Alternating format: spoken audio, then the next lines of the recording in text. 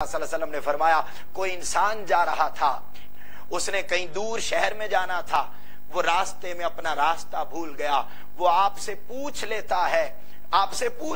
ہے کہ میں نے ادھر جانا ہے، میں اپنا راستہ بھول گیا ہوں۔ فرمایا بھٹک جانے والے کو اگر آپ راستہ بتا دیتے ہیں تو یہ راستہ بتانا بھی تمہارے لیے صدقہ ہو جاتا ہے۔ معزز ناظرین، یہاں پر ایک معنی تو اس کا ظاہری ہے اس حدیث پاک کا کہ کوئی راستہ تھا، کسی نے لاہور سے کراچی جانا تھا تو وہ راستے میں راستہ بھول گیا،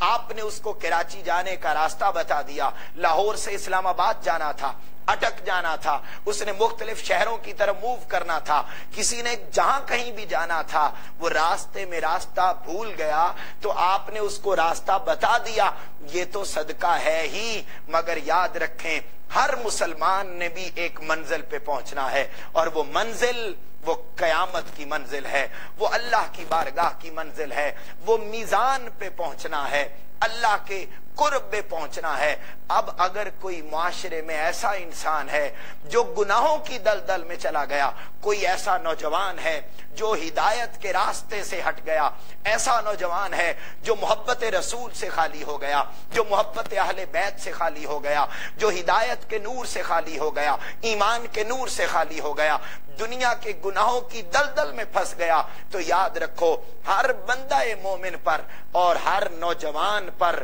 ہر حضور کے امتی کا یہ بھی فریضہ ہے کہ اگر اس کی اولاد میں سے، اس کے بہن بھائیوں میں سے، اس کے رشتہ داروں میں سے، اس کے محلے داروں میں سے، اس کے کولیگز میں سے، اس کے جاننے والوں میں سے اگر کوئی نوجوان ایسا ہے جو بھٹک چکا ہے، جو بے روی کا شکار ہو گیا، جو بے حیائی کا شکار ہو گیا، جو فحاشی اور عریانی کا شکار ہو گیا، دنیا کی محبت میں گرفتار ہو گیا، مال کی محبت میں چلا گیا، کسی دنیا کے ظاہری حسن میں گرفتار ہو گیا، بے روی کا شکار ہو گیا، اب اس انسان کو اپنا اصل راستہ دکھانا بھی ہر بندہ مومن کے فریضہ میں آتا ہے۔ اور جو انسان نوجوانی کی زندگی میں اللہ کے دین کا پیغام دوسرے نوجوانوں تک پہنچاتا ہے اور انہیں راہ راست پر لے آتا ہے تو اس کا راہ راست پر لے کے آنا تاجدار کائنات صلی اللہ علیہ وسلم نے فرمایا یہ بھی اس کے لیے صدقہ ہو جاتا ہے۔ پھر آگے چلتے ہیں، تاجدار کائنات صلی اللہ علیہ وسلم نے جہاں پہلے یہ فرمایا تھا کہ اگر تم راستے سے ہڈی ہٹا دو، راستے سے تم پتھر ہٹا دو، راستے سے تم فرمایا تھا کہ اگر کوئی نقصان دہ کانٹا پڑا ہوا ہے تو آپ اس کو ہٹا دے تو یہ صدقہ ہوگا۔ پھر تاجدار کائنات صلی اللہ علیہ وسلم نے مطلقاً ارشاد فرمایا کہ کوئی بھی چیز راستے میں ایسی پڑی ہے جو تمہارے لیے نقصان دہ ہو سکتی ہے، کسی دوسرے کے لیے نقصان دہ ہو سکتی ہے، تو تاجدار کائنات نے فرمایا کہ وہ اس کو ہٹا دینا، راستے کو صاف کر دینا، اس گندگی کے ڈھیر کو ہٹا دینا، پاک صاف روڈ کو کر دینا۔ تاجدار کائنات صلی اللہ علیہ وسلم نے فرمایا یہ بھی تمہارے لیے صدقہ ہو جاتا ہے۔ اور حضرت ابو مسعود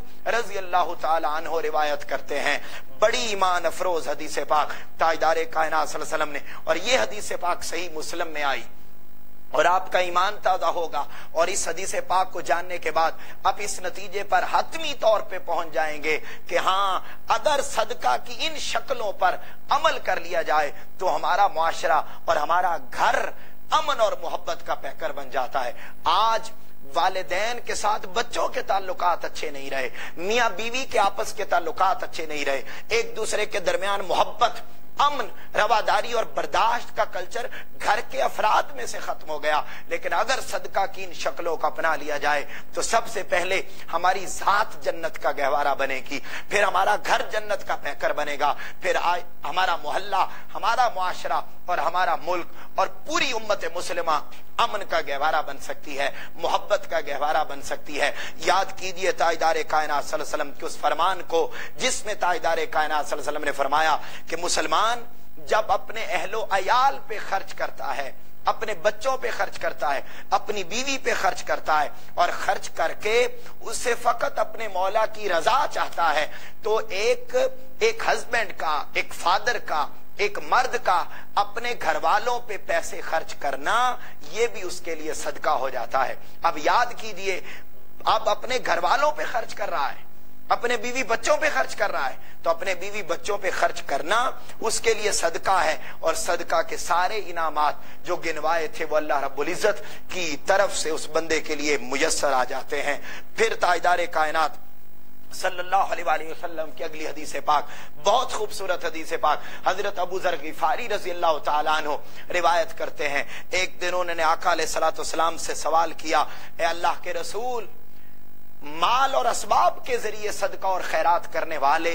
وہ تو ثواب لے گئے، حالانکہ وہ ہماری طرح ہی تو نمازیں بھی پڑھتے ہیں، ہمارے ساتھ ہی روزے رکھتے ہیں، لیکن ان کو چونکہ مال ملا ہوا ہے تو وہ مال عطا کر کے، مال خرچ کر کے سارا اجر و ثواب لے جائیں گے، اور وہ لوگ کدھر جائیں گے جن کے پاس مال نہیں ہے، وہ اپنا صدقہ کیسے